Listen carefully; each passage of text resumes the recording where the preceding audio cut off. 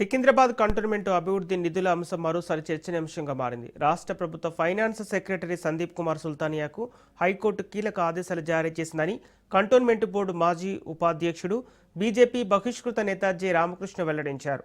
Court ఆదేశాలను అమలు చేయకపోవడంపై తీవ్ర ఆగ్రహం వ్యక్తం చేసిన హైకోర్టు శుక్రవారం ఉదయం వ్యక్తిగతంగా కోర్టుకు హాజరు కావాలని, కేసు తుది తీర్పు వెలువడే వరకు ప్రతి విచారణకు స్వయంగా హాజరు కావాలని ఆదేశించినట్లు ఆయన తెలిపారు. గతంలో కూడా తాను న్యాయ పోరాటం చేసి కంటోన్మెంట్కు రావాల్సిన 100 కోట్ల రూపాయల టీపీటీ ఛార్జీలను సాధించామని గుర్తు చేశారు. ప్రస్తుతం మరో 70 కోట్ల రూపాయల పెండింగ్ నిధులు రాష్ట్ర ప్రభుత్వం నుంచి రావాల్సి ఉందని, కోర్టు జోక్యంతో అవి కూడా విడుదలవుతాయని ఆశాభావం వ్యక్తం చేశారు. కంటోన్మెంట్ అభివృద్ధి విషయంలో ప్రభుత్వం నిర్లక్ష్యంగా వ్యవహరిస్తుందని ఆయన ఆరోపిస్తున్నారు.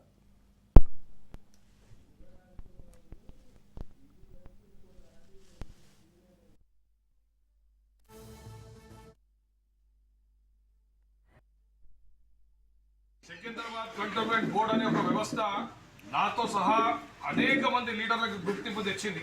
ఈ రోజు రామకృష్ణ ఏంటిది అంటే సికింద్రాబాద్ కంటోన్మెంట్ బోర్డుకు సంబంధించిన మెంబరు, లేకపోతే వైస్ ప్రెసిడెంట్ ఉండే, లేకపోతే నామినేటెడ్ మెంబర్ అనే ఒక గుర్తింపు కేవలం సికింద్రాబాద్ కంటోన్మెంట్ బోర్డు ద్వారా మా అందరికి చెందింది. మరి అసలు ఒక ఆర్గనైజేషన్ ఈరోజు ఇబ్బంది పాలవుతుంది.